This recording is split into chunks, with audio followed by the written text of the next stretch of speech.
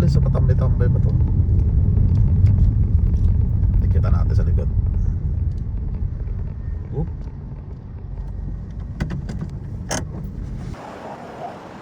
Idol, anong ginagawa mo dyan? Nag-atay ng booking, sir. Ano ka ba? Lalamog po. Alala mo? Wala kang booking ngayon? Wala pa, sir. Tuman. O sige, dyan ka lang. Bibigyan ka ng booking ha. Sige, sir. Dyan ka lang ha.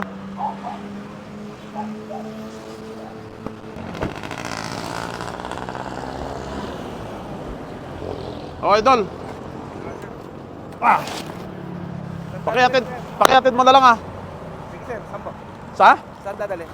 Sa bahay nyo? Sa bahay namin? Oo, sa bahay nyo. Ba't sa bahay namin, sir? Eh, sa'yo na yan eh. Talaga? Oo, sa'yo na yan.